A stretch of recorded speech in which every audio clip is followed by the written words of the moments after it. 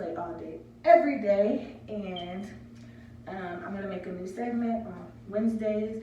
It's gonna be called Chair Talk, which is gonna be about hair information I want to share with you guys from a certified stylist. I don't know if anybody else is doing this, but I'm gonna do this because I feel it's crucial. Like, y'all be going to kitchen stylists, y'all be doing it yourselves, watching YouTube, and not a lot of these people on here is stylists. They just do hair, or they just did what they did for them. Not everybody is the same. So, coming from me, who's a certified stylist, I feel like that's a little bit more of a help because I actually know what the fuck I'm talking about, right? Right. Okay. So, my top 5 information I feel like y'all should know is, first of all, washing hair. It's crucial to wash your hair. Now, there's different ways, different types, and different reasons to wash your hair. There are different shampoos for washing hair. There's shampoos for like dry scalp. There's shampoos for oily scalp. There's shampoos for just whatever your hair needs. Now, if you're not a stylist and you're just washing your hair and you don't see any difference in washing or any growth or anything happening with your hair and you wonder why it's always the same, or when my stylist does it, it comes out better when she does it than when I do it. It's because, one, we wash your hair 2 or 3 times. Sometimes it could be the same shampoo, sometimes it can be different shampoo. There are, like I said, regular shampoo, there's a clarifying shampoo, there are antiseptics type of shampoos to strip all the chemicals and dandruff, everything built up in your scalp that you guys don't know about, because you would just go to Walgreens, Walmart, beauty supply store, and just buy shampoo. Oh, I need this, but you don't even know what type of hair you have. Is it dry? Do it need moisture? Is it oily? Do you have a lot of dandruff? What are you using for your dandruff? I hope I'm not talking about it. I think I am.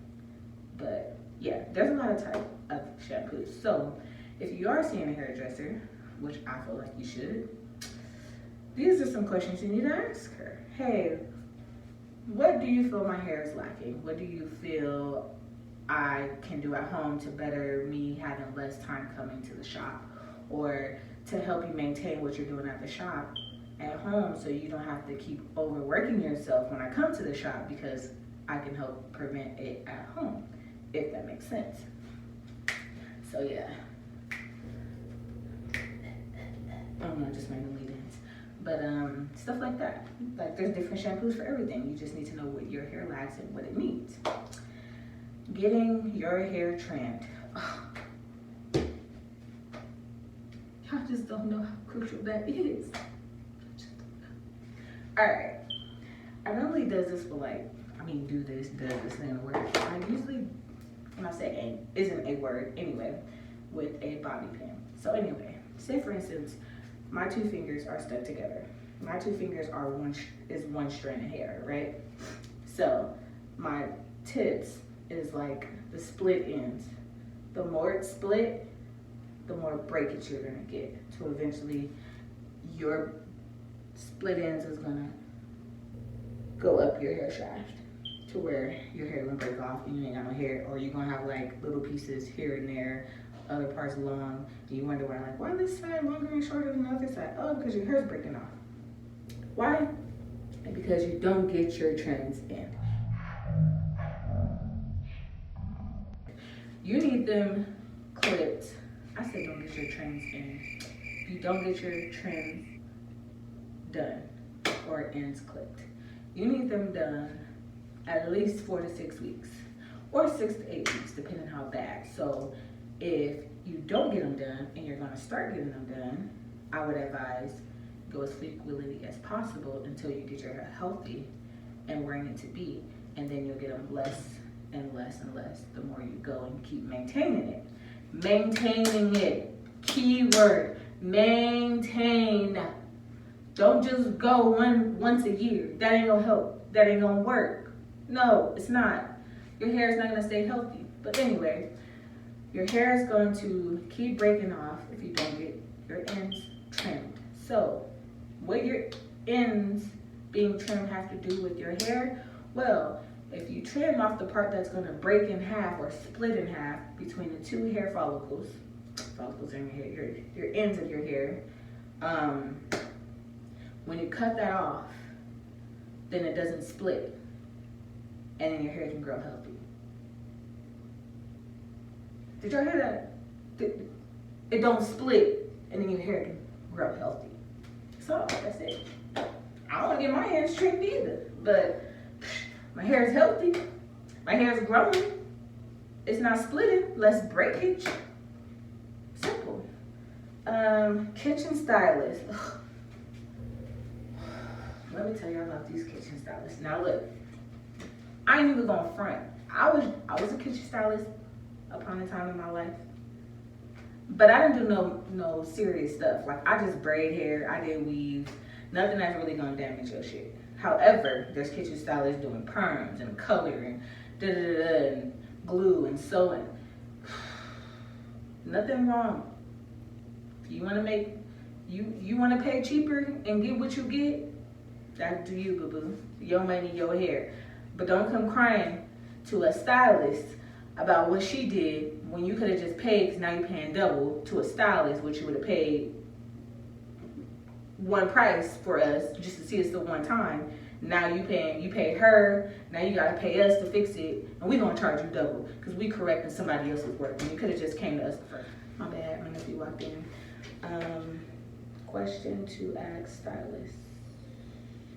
Oh, so when y'all sit in their chair, ask questions. It's simple, like, see they work, what they just did on their phone.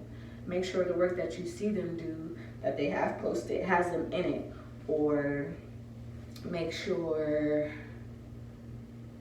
like, they set up, like, they're professional. Make sure, like, however you contact them to book your appointment, if they be like, oh, go buy your glue, go buy your needles, go buy your thread, it's already sketchy, boo-boo, because a real stylist or a stylist who about their money and professional is gonna have all that already. You ain't gotta worry about it. But that's kitchen stylist for you. Like I said, I ain't knocking it. I used to be one. I'm not knocking it, but I never acted like a kitchen stylist, if that makes any sense. Like, I still stay professional. I still had my materials. I still did what I needed to do for my clients, if that makes any sense. It's just questions to ask. Like, do your research before you sit in a stylist chair, and then have them sit you in front of a mirror so you can watch what they're doing to your head. Because a lot of the times they get all the way done and you go home and you don't like your braids when you could have said something when she started. So it won't waste your time or their time. I'm doing this style, ask, anything you can, just more information the better. Like, if they can't give you a direct answer, if they can't tell you, they don't know what they're doing. Simple as that. Simple as that. Like, I'm not about to get in somebody's chair and I'm like, well, how many packs I need? Well, I don't know. Well, if you've done this hairstyle multiple times, you should know how many packs it takes for a certain head, right? There's different head size circumference. There's different sizes of head circumferences. And there's like 3 main ones that everybody has. There's a 21, there's a 22, and there's a 23. It doesn't matter if your head is big on the outside and little in the back, or big in the back and little in the back. They're gonna be those 3 circumferences. So, they should know. They should know. What else? Controls and braiding tight and all that. Like, edge controls work, different edge controls work for different edges, different hair textures. There's curly, there's fine, there's straight, there's thick, there's kinky, there's forcey, there's different textures, different looks, different styles, whether it's been dyed or not, whether it's been permed or not. Not all edges is gonna work on the same person. So if that style is gonna have different edges for different people, that's another red flag. I have like 7 to 10 different edges. And when I'm doing somebody's hair, I know which edge control that I'm going to use on them, because their hair is different from mine, from other stylists, and from other stylists, from other clients, and all that. So it's just research. Like, I could post a picture all day long that I did this. There's no guarantee. I'm not in the video. My hand's not in the picture. I'm just showing the client. Somebody can copy paste that, Google that, and put it on their thing. You don't know. So when you do go over there, when you do start, just get in their head. Like, question them, talk to them. Simple. Just make sure you ask all the questions you can before they start your hair, or while they're doing your hair, and make sure you're in front of a mirror. If you're not in front of a mirror, you can watch them. Well, this line kind of crinkle, or this braid kind of, no, I'm not really feeling that braid, like, just, you ain't gotta be rude, just let them know how you feel. Cause I'll be damned if I sit somebody's chair and spend 4 hours and my braid's falling out the next day, or they burn my ends, or it's not what I asked for. Now, don't get me wrong, even me as a stylist can't literally copy the same picture they want, like my clients want. I will tell them I can get it as perfect as I can, or because I do it my own way. So I can get as close as I can, but it's not gonna be perfect to exactly that stylist unless you go to that stylist. But it ain't about to be like this picture a 10 and I'm about to give you a 2. Nah. And if I can't do something, I'm gonna let you know. Girl, I don't know how to do this shit, so this hairstyle gonna be free. Cause I'm learning and you about to rock it. And if you don't like it, you can take it down. But I'm not about to charge you for this. That's just how I get down. Not everybody's like that. So yeah, those are my top 5. Needing to wash your hair. Types of shampoo you need to wash. Getting your ends trimmed. Kitchen stylist, and questions to ask a stylist or a kitchen stylist, because a lot of y'all saying a stylist is costing too much and y'all rather go to Raynisha down the street or Kiki on the block. But it's not like how it was back in the day. Like, you used to be able to do that back in the day, and old girl been braiding everybody's hair on the block, and she had, her business going, and we all knew she knew how to slay, had them growing fingers, hands. It's not like that now no more. Everybody and their mama want to do hair. All of a sudden, somebody will do your hair now. They watch you do it. Now all of a sudden they know how to do it. They're going to try to make money on somebody else. Or they'll tell you, oh yeah, I know how to do hair. I just need you to do this for me. But are you certified? No? Oh, okay. There's a difference between kitchen stylists and certified stylists. Now, that's going to be another video, but I do want to add, y'all might not think it's a difference, but we know it's a difference, because I'm going to just say 2 things. Maybe more than 2, but 2 things. Y'all kitchen stylists going to the regular beauty supply store y'all go to. Us certified stylists, we have our own professionally beauty supply store that y'all can't get unless you got a license to get in that mud. You ever seen a regular stylist go to the beauty supply store? If so, we getting lashes, we getting hair, maybe that, if that. We barely go in a regular beauty supply store. Then we know the ins and outs of sanitation. We know how to clean our tools properly. We know how to make sure we don't get whatever in this person's head to this person, to our new client, because we cleaning our tools professionally. We know when we open your head and look in it and part it and examine your head, if we see something, oh, okay, I can't work it. You need to see a physician because it looks like you have this, or you look like you have that, and I can't work on this because I'm certified in healthy skin and nails.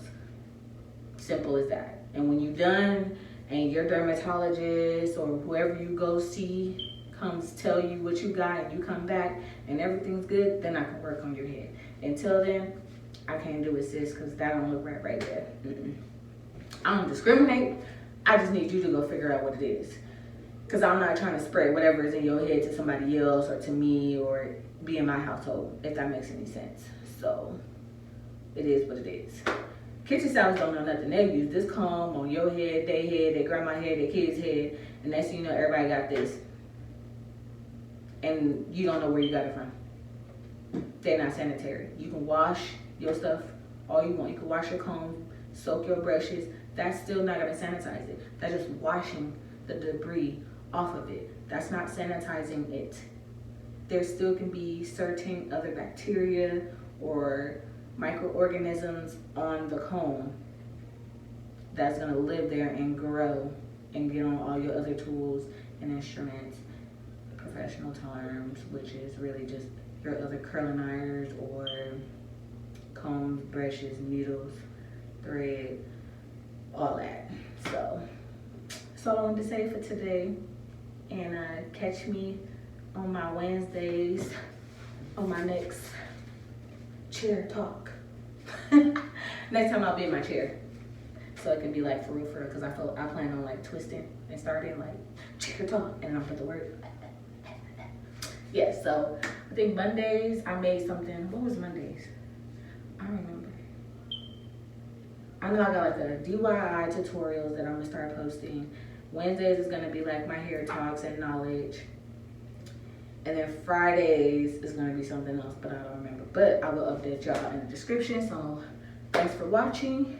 That's all for me today. If you have any comments, questions, feel free to comment below. And